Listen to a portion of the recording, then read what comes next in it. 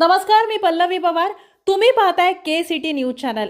के city news चॅनलच्या बातमीपत्रात सर्व दर्शकांचं मनपूर्वक आणि सहर्ष असं स्वागत. आणि सुरुवातीलाच पाहूयात काही महत्त्वाच्या ठळक घडामोडी.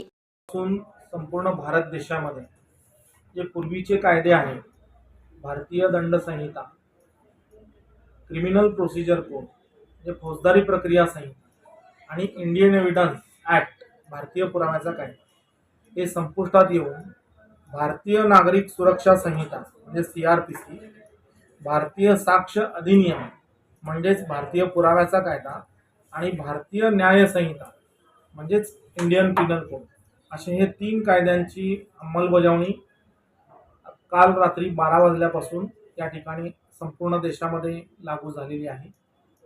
मुळात कायदा बदलाचा दृष्टिकोन की 150 वर्षापूर्वी जी स्थिती होती देशामध्ये त्याला अनुसरून ते कायदे बनवलेले होते.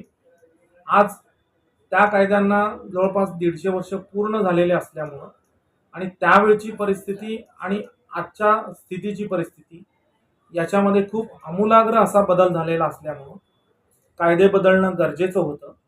त्यामुळं सरकारने याच्यावर सारासार विचार करून यावर तज्ज्ञांच्या समितीचा अहवाल प्राप्त करून घेऊन हे संपूर्ण कायदे बदलून या ठिकाणी नव्यानं या कायद्यांचं या ठिकाणी अंमलबजावणी सुरू करण्यात आलेली आहे.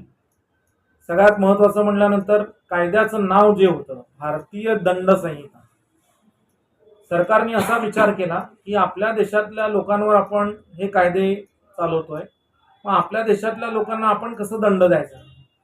त्यामुळं मुळात जो भारतीय दंड संहिता होता इंडियन पिनल कोड त्याला बदलून कायद्याचं नाव भारतीय न्याय अधिनियम किंवा न्याय संहिता असं या ठिकाणी कायद्याचं नाव केलं गेलं, जेणेकरून त्या कायद्याच्या आधारे आपल्या देशातील लोकांना न्याय देण्याचं काम या ठिकाणी पोलीस मशिनरी,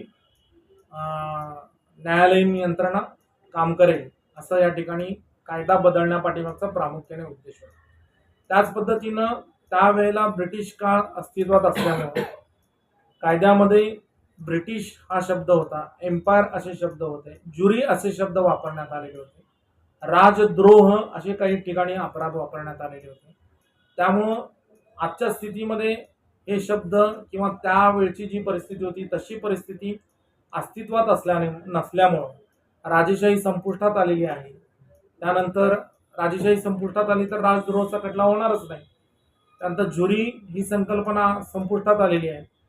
त्यानंतर एम्पायर ही संकल्पना संपुष्टात आलेली आहे. त्यामुळे असे जे काही शब्द होते ब्रिटिशकालीन ते शब्द वगळण्यात आलेले आहेत.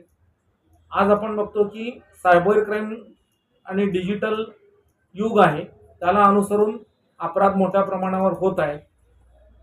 त्याला अनुसरून पुरावे देखील त्याच पद्धतीने गोळा केले जावेत, त्याला अनुसरून त्याच पद्धतीचे दंड अपराधांना व्हावेत याचा विचार केला. त्याला अनुसरून त्याच पद्धतीची कार्यपद्धती या ठिकाणी खटले चालवताना अवलंबली जावी, तपासात सुद्धा तशी पद्धती अवलंबली जावी आणि जास्तीत जास्त डिजिटलायझेशनचा उपयोग देखील न्यायालयीन प्रक्रियेमध्ये व्हावा. ही न्यायालयीन प्रक्रिया, खटला चालवण्याची प्रक्रिया, तपासाची प्रक्रिया अतिशय सुलभ व्हावी, सर्वसामान्य व्यक्तीला देखील याच्यामध्ये जलद गतीने न्याय मिळावा याचा विचार करून या ठिकाणी या कायद्यांमध्ये बदल करण्यात आलेला आहे आणि नवीन कायद्यामध्ये ते ॲडिशन त्याच्यामध्ये केलेलं आहे. सगळ्यात महत्त्वाची बाब म्हटल्यानंतर पूर्वी कम्युनिटी सर्व्हिस म्हणजे समाज उपयोगी एखाद्या अपराधाने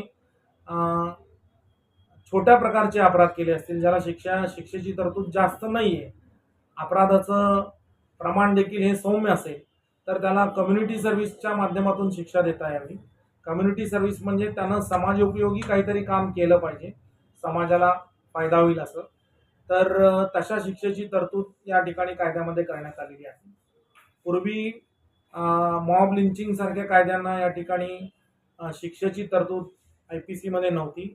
तसं संघटित गुन्हेगारी कायदा आहे, तर आता या नवीन भारतीय न्याय संहितेमध्ये संघटित गुन्हेगारी कायद्याचे देखील अपराधाचे कलम याच्यामध्ये समाविष्ट करण्यात आलेले असल्यामुळे तर या कायद्याप्रमाणे जो कोणी संघटित गुन्हेगारी करेल तो या ठिकाणी अपराध असेल, त्याच्याविरुद्ध देखील खटला या ठिकाणी चालू शकतो.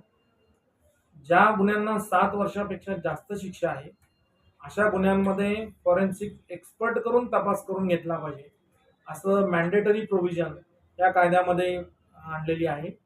जर फॉरेन्सिक एक्सपर्टनी तपास केला असेल तर त्या ठिकाणी आरोपी निर्दोष सुटू शकणार नाही, कारण फॉरेन्सिक एक्सपर्टचा जो एव्हिडन्स आहे, पुरावा आहे, तो या ठिकाणी खरा आहे असं गृहीत धरलेलं आहे, जोपर्यंत आरोपी ती गोष्ट नाकारून न्यायालयामध्ये सिद्ध करत नाही.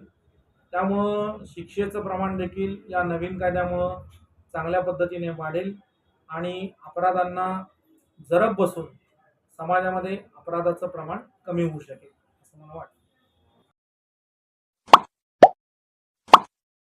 Like, subscribe, click on the bell.